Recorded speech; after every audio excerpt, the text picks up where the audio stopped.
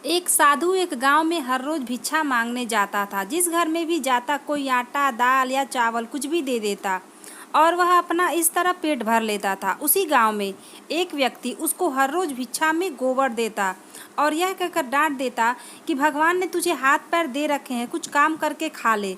वह साधु चुपचाप गोबर लेकर आता और एक तरफ ढेर लगा देता। ऐसा करते करते उस गोबर का बहुत बड़ा ढेर बन गया।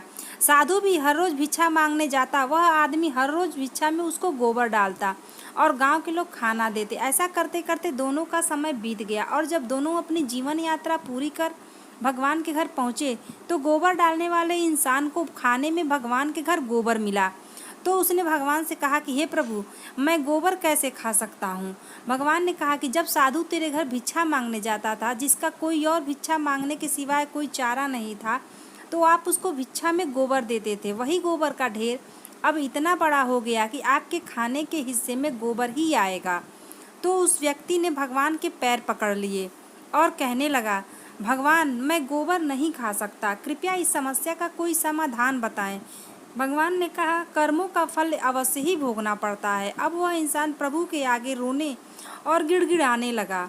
कृपया करके इस समस्या का कोई समाधान हो तो बताओ। भगवान बोले, इस सारे गोबर को आप हर रोज एक कपड़े में डालकर पानी के साथ धोते रहो। इस प्रकार आपके कर्म कट जाएंगे। ऐसा करते करते उसको गोबर को धोने में कम से कम 1 साल का समय लगा और सबसे लास्ट में गोबर का जो आखिरी अंश घास और फूस के कुछ हिस्से कपड़े के ऊपर रह गया तो भगवान बोले, अब आपको ये हिस्सा तो खाना ही पड़ेगा।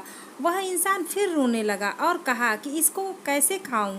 प्रभु ने कहा, किसी के बुरे कर्मों को मैं कम कर सकता हूं पर बिल्कुल ख़त्म नहीं कर सकता हूं, इसीलिए आपको यह तो खाना ही पड़ेगा। भगवान ने उसे समझाया कि आप गोबर खाने से बच गए, अगर आप उसको ना धोते तो वह सारा गोबर आपको खाना पड़ता। तो उम्मीद है आज की हमारी स्टोरी आपको अच्छी लगी होगी। अगर आपको हमारी स्टोरी अच्छी लगी हो तो प्लीज़ आप हमारे चैनल को सब्सक्राइब करें, हमारी स्टोरी को लाइक करें।